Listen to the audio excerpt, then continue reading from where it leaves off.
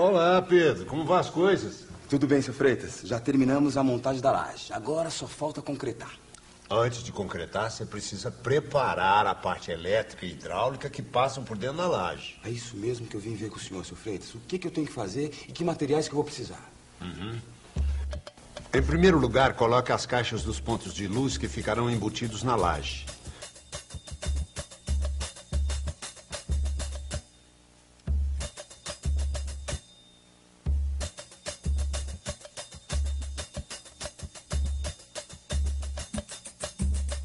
Se os pontos forem no centro de cada cômodo, passe 2 linhas diagonais para marcar o lugar certo. Os eletrodutos ligando esses pontos até a prumada das paredes, onde serão colocados o quadro de distribuição e os interruptores.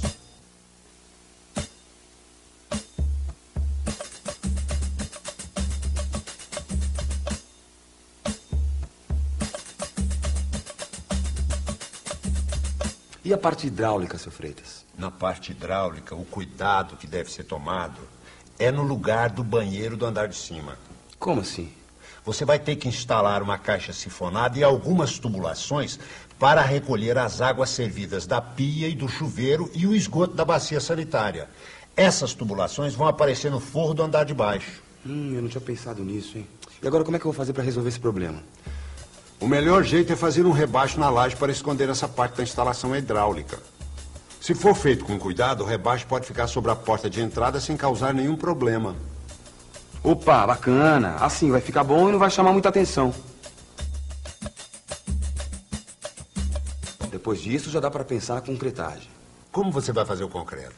Nós resolvemos comprar o concreto numa concreteira. Mas aí eu preciso calcular quanto que eu vou precisar de concreto. Você vai ter que somar o volume de concreto das lajes, das vigas em canaletas e das vigas em formas.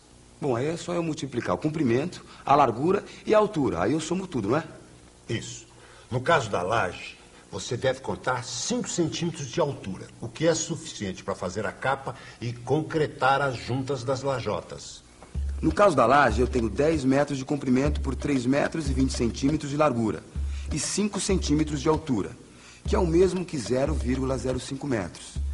Então, para a laje, eu vou precisar de 10 vezes 3,20 vezes 0,05, que dá 1,60 metros cúbicos. É isso.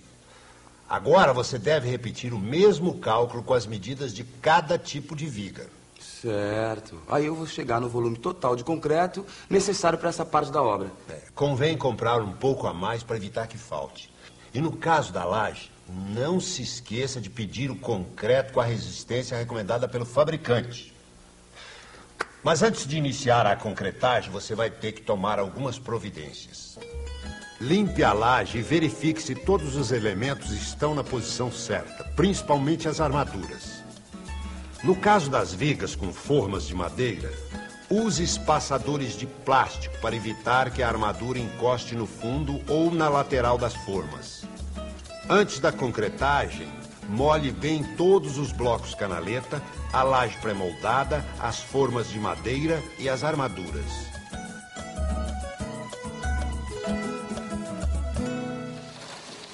Evite a vibração ao transportar o concreto. Se usar carrinho, arrume um com rodas de borracha. Alugar um pequeno guincho é uma boa medida para agilizar o serviço e facilitar o transporte do concreto. A concretagem da laje deve ser feita sem interrupções, do começo ao fim. Um dia nublado, mas sem chuva, é o clima ideal para fazer a concretagem. E a melhor hora é a parte da tarde, porque assim o concreto passará a noite sem receber sol. Em todo caso, é bom estar preparado para se proteger do sol. Se for preciso, use um plástico preto para cobrir a laje. Tome cuidado para evitar bolhas de ar e para que todas as partes das formas fiquem preenchidas por concreto. Por isso, vale a pena alugar um vibrador, que não é caro e compensa muito. Mas não exagere na vibração. Se aparecer água na superfície do concreto, retire o vibrador imediatamente. E cuidado para não encostar o vibrador numa armadura.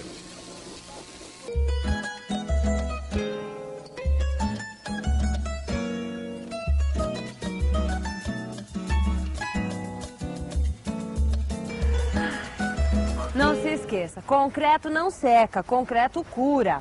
Após a concretagem, mantenha sempre o concreto molhado e evite o sol e o vento que secam a água do concreto e prejudica a qualidade. Durante uma semana, deixe a laje coberta e o concreto bem molhado. Mesmo depois de curada, deixe a laje coberta com sacos de cimento e folhas de jornal, que é para proteger do sol até que a laje seguinte fique pronta. Ai, Pedrão, olha que maravilha! Nossa, o teto já está pronto. O primeiro, né? É, o de baixo. Vou ter outro, depois eu vou você em outras casas.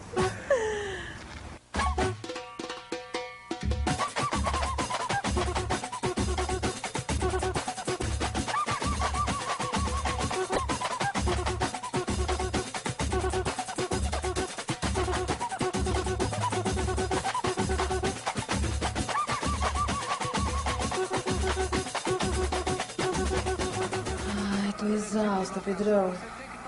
Muito trabalho, né? Tá parecendo um disjuntor com a mola aberta. Por acaso o disjuntor te traz azeitoninha? No próximo programa você vai aprender o que é um disjuntor e a fazer as instalações elétricas. Não perca. Fique à vontade. Afinal, a casa é sua. Tá bom, Jô?